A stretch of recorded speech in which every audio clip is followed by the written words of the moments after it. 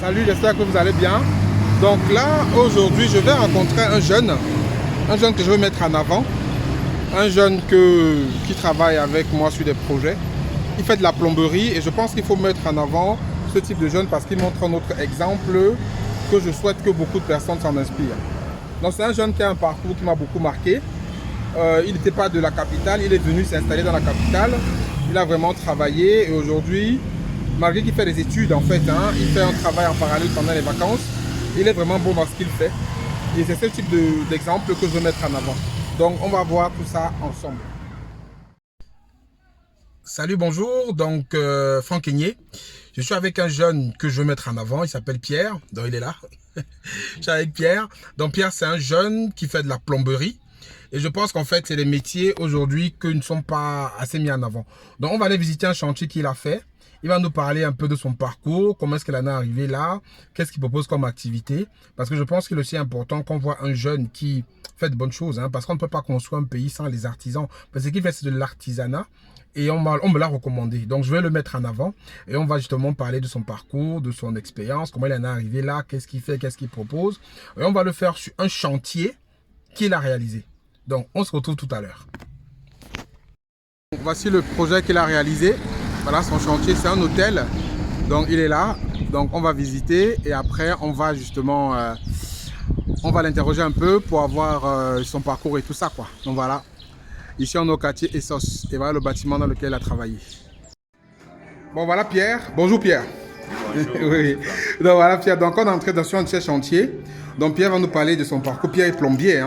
Donc les plomberies, en fait, c'est un métier dans la construction du bâtiment. Donc comme je l'ai dit, on est dans un bâtiment sur lequel il a travaillé. Donc on va nous parler de son parcours. On va regarder un peu quelques travaux qu'il a effectués. Et ça va être intéressant. Donc tu peux nous montrer un peu, par exemple, ici c'est une chambre dans un hôtel sur lequel tu as travaillé. Bon, ici c'est une chambre moderne. Oui, chambre moderne. Il comporte une seule douche. D'accord, une seule douche, voilà. Pour le moment, nous sommes au niveau des évacuations. Évacuation, d'accord. Ici, ça est du WC. Oui, Ici, c'est le siphon des sols pour l'évacuation des sols de surface. d'accord. Ici, c'est le lave-main. Lave-main, ok. Pour le lavage du partie supérieure du corps. Du corps, d'accord, très bien. Donc ça, c'est des choses que tu as réalisées dans ce... Bon, lors de la finition, ça va être différent, mais là, tu as posé ça lorsqu'on faisait le gros ozo. Oui. D'accord, très bien. Ok. Bon, je pense qu'on va se mettre ici.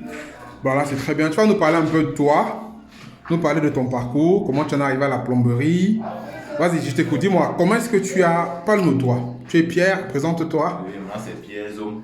Oui. Je suis né à Bafia, plus précisément dans l'arrondissement de Kiki. Oui.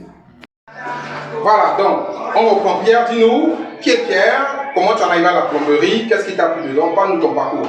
Bon, moi, c'est Pierre Zom. Je suis né à Bafia. Oui. Et plus précisément dans l'arrondissement de Kiki. Oui. Voilà, c'est là où j'ai fait mon parcours primaire. Au secondaire, j'ai fait une partie au lycée dernier de Kiki. Bon, ça n'a pas été facile, je n'ai pas pu avoir mon SAP, qui est le certificat d'études professionnelles. Oui. Je suis venu ici dans Yaoundé en 2016. D'accord. En 2016, j'ai pas Il vu. faut rappeler que tu as 22 ans. Oui, Donc oui. en 2016, tu étais jeune. Oui, j'étais jeune. D'accord. Oui. Comme ça que j'ai pas à obtenir mon SAP, Oui. le probatoire. Oui. Bon, pour le moment, je suis à la recherche du bac. Du bac, d'accord. Voilà. Toujours dans la plomberie. Toujours dans la plomberie. Oui. Oui. Bon, pour le moment, j'ai été formé par l'un de mes professeurs. D'accord. Qui m'a pris comme son fils. Oui. Il ne m'a rien demandé en retour pour sa formation que j'ai eue. Et comme ça, tu as donc. travaillé à l'hôpital général de Yaoundé, tu m'as dit, c'est là où tu t'es formé. Oui, j'ai travaillé à l'hôpital au Crassin. Oui. Oui, c'est par là où on a commencé. Très bien. Après là, nous sommes partis toujours plus proches. Au Carrefour. On appelle encore Carrefour. Un Carrefour à Yaoundé. Un Carrefour à Yaoundé, toujours du côté de Ngoussou là. Oui. Je pense que c'est l'hôtel. Oui. Et comme ça, donc, il m'a fait former dans plusieurs chantiers. Oui. Et j'ai été intéressé, je me suis adonné. Et c'est ainsi que moi-même, par ces contacts qu'il m'a confiés et par mes propres recherches, j'ai eu à développer ton propre réseau d'affaires. Oui, j'ai eu à développer mon propre réseau d'affaires. Donc, parle un peu de ta famille. Ta famille, tu m'as dit, tes parents, ils sont? Mes parents sont à Bafia. Tu as combien de frères et sœurs? J'ai 2 sœurs. 2 sœurs, d'accord. 4 petits frères. 4 petits frères. Tu es le premier. Je suis le premier. Voilà, et tu m'as expliqué en fait que lorsque tu venais à Yaoundé, les parents souhaitaient que tu te loges tout de suite. Explique-moi comment tu es arrivé à Yaoundé. Bon, je suis arrivé à Yaoundé en 2016. En 2016, d'accord. Oui.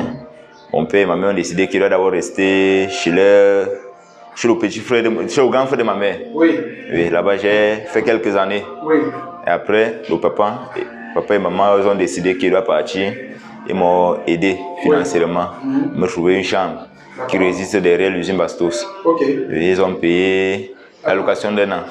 Et le reste, depuis 2020, c'est depuis 2020 que je suis allé en location. D'accord. Voilà. Et tu te bats maintenant pour gérer tout seul? Oui, je me bats maintenant pour gérer tout seul, ainsi que ma pension, oui, la ration, et j'essaie aussi de m'épauler de temps en temps. Ok, donc c'est intéressant ça. Donc maintenant, en fait, qu'est-ce que tu proposes comme travaux au quotidien? La plomberie, tu fais quoi exactement? Et pourquoi tu penses que c'est un métier qui attire de moins en moins de jeunes aujourd'hui? Parce qu'on a du mal à chercher, à trouver des gens pour travailler dans les bâtiments. Ceux qui sont là ne sont peut-être pas corrects, ils ne travaillent pas complètement. Pourquoi tu penses que les jeunes, d'abord, comment est-ce que qu'est-ce que tu proposes comme service d'abord? Qu'est-ce que tu proposes comme service d'abord? Qu'est-ce que tu fais dans la plomberie en détail? Bon, comme dans la plomberie, il fait dans les évacuations, puisqu'on commence toujours par les évacuations. Oui. Après les évacuations, il fait les alimentations. Il fait l'alimentation, parfois ça peut être en eau froide, comme ça peut aussi être en eau chaude. Oui. Oui, comme ici, on aura un système d'installation d'eau froide et d'eau chaude, oui. puisque c'est un projet d'un hôtel. Voilà. Oh. Et donc, par la suite... Puisqu'on a parlé d'un projet d'adduction d'eau potable que tu as fait avec une entreprise dans la place. Oui. Par la suite, on va finir par la pose des sanitaires, etc. Si possible, on aura un forage. Un forage. Quand on va installer une pompe, et c'est moi qui vais installer cette pompe. D'accord. Accompagné d'un électricien. Ok, excellent. Donc tu fais ce qui touche à l'eau, en fait, la plomberie générale. Oui, il fait dans la plomberie générale. D'accord, très bien. Et dis-moi, comment est-ce que tu trouves tes clients? On en a parlé un peu. Comment tu trouves tes clients au quotidien? C'est par recommandation? C'est par... voilà, parce que normalement, moi je t'ai connu comment? Bon, j'entends, on va en parler un peu, mais comment tu trouves tes clients? Dis-moi comment tu l'expliques, comment tu trouves tes clients? Bon, pour le moment, je trouve mes clients sont... Je trouve mes clients par recommandation. Recommandation? Oui. Quand tu fais du bon travail? Quand je fais du bon travail, on transmet mon contact à un client et le client m'appelle. D'accord, très bien. C'est excellent ça. Donc maintenant, en fait, pourquoi tu penses que c'est un métier, quel est le métier de l'artisanat en général, le métier du bâtiment, pourquoi est-ce que les jeunes ne sont pas attirés à ça? Pourquoi tu penses que c'est un métier qui n'attire pas les jeunes aujourd'hui, n'attire plus les jeunes? Bon, de nos jours, c'est un constat que moi-même j'ai fait. Mes frères jeunes, la plupart sont paresseux. D'accord. La plupart sont paresseux. Oui. Bon, ils se disent que le dehors n'est pas facile dans le monde du travail. Peut-être qu'on est de la maçonnerie, de la plomberie. Oui. Ils préfèrent se lancer d'autres dans les jeux au hasard, en restant au quartier, en jouant peut-être au pari foot. Oui. D'autres se lancent dans la moto et deviennent des benskinners. Ben, moi, je trouve que c'est pas normal. Un jeune doit d'abord affronter le dehors. Même si c'est vrai, c'est pas facile, mais il doit persévérer. C'est en persévérant que vraiment, je dois trouver mieux. C'est ça. Puis aussi moi-même, mon père m'a, par exemple, comme moi, j'ai appris à conduire à l'âge de 13 ans. D'accord. Oui, c'est mon propre père qui m'a appris à conduire. Puisqu'il a donné ça, a même fait des problèmes dans la famille du côté maternel. Pourquoi ils ont dit qu'il va abandonner les études pour devenir benskiner? Il a dit que non, il n'est pas encore de me montrer à faire la moto pour être benskiner demain. Lui-même, il est passé par là. Et il a pu fréquenter. D'accord. Ok. Non, c'est bien. Je pense que c'est intéressant. Ton parcours, je voulais qu'on en parle parce que vraiment, tu es le genre de jeune que moi, je veux mettre en avant. Parce que la société aujourd'hui dénigre un peu, il faut le dire clairement, les travaux manuels. Alors que c'est sans les travaux manuels, on ne peut pas construire un pays. Donc, s'il y a des jeunes qui nous écoutent, voici un jeune en face de moi, Pierre, qui a 22 ans, qui est complètement autonome aujourd'hui, qui fait des travaux de très bonne qualité. Parce que moi, je l'ai connu justement par rapport à quelqu'un avec qui il a travaillé. Je souhaitais le mettre en avant vraiment. Bon, c'est un Africain, là, le numéro de la Côte d'Ivoire, alors que le Cameroun, donc il est aussi panafricain. Donc je pense que c'est intéressant d'avoir des parcours comme ça et qu'on fait comprendre aux gens qu'on peut faire d'autres choses que de se morfondre à la maison et de travailler. Donc, bravo à Pierre. Si vous avez des travaux de plomberie à faire dans vos bâtiments, à Yaoundé, même au Cameroun, peu importe, vous le contactez et je pense qu'il va vous aider parce que le travail que j'ai vu qu'il fait, c'est un travail de très bonne qualité. Donc voilà un peu. Voilà, donc c'est Pierre, donc on va pas... Il vous a montré ce qu'il sait faire. Moi je suis dans son chantier, je continue à visiter parce que je veux lui confier aussi des travaux. Donc voilà, je pense qu'il faut mettre ces jeunes-là en avant. Et ce n'est pas tout le monde qui va se retrouver à conduire des motos ou à faire des jeux de hasard. Il y a des jeunes comme Pierre qui font de très bonnes choses. Et je vais à l'encontre de cette jeunesse pour faire comprendre aux autres qu'il y a d'autres modèles, il y a d'autres exemples Voilà. Et Pierre, je pense, c'est un exemple qui peut en inspirer plusieurs. La plomberie, c'est un métier qui est noble, c'est un métier dont on a besoin. En Occident, c'est même des personnes qui gagnent très très bien leur vie. Seulement qu'ici en Afrique, ils sont un peu, on va dire, dénigrés. Hein. Mais je pense que s'ils font bien leur travail, ce que j'expliquais à Pierre, que s'il fait bien son travail, comme il continue à le faire, il est jeune, il peut bâtir une très grande entreprise de plomberie demain qui va remporter de très très gros projets. Donc je lui ai demandé de continuer comme ça, de rester sérieux, de travailler. Et je pense que c'est un modèle. Tous les jeunes Africains qui écoutent, voilà un jeune, ce n'est pas quelqu'un que j'ai trouvé, voilà un jeune qui se débrouille, qui arrive à faire des choses. Donc vous pouvez aussi, il faut juste allumer votre cerveau, avoir la volonté, la patience, et vous dire que rien ne vous sera servi sur un plateau. La vie, il faut se battre pour réussir.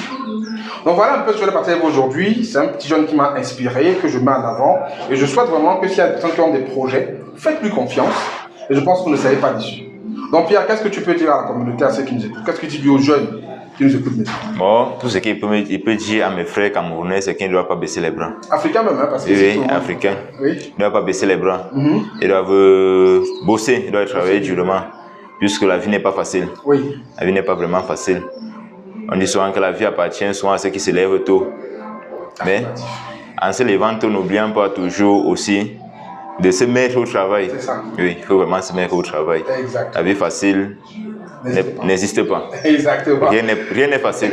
C'est très bien ça. Ok, donc voilà, le message il est clair. La seule magie, c'est le travail. Donc mettez-moi en commentaire ce que vous en pensez. Et Pierre, bravo, continuez comme ça. Merci. Je le mettrai en avant, voilà. Donc à très bientôt. Ciao, ciao.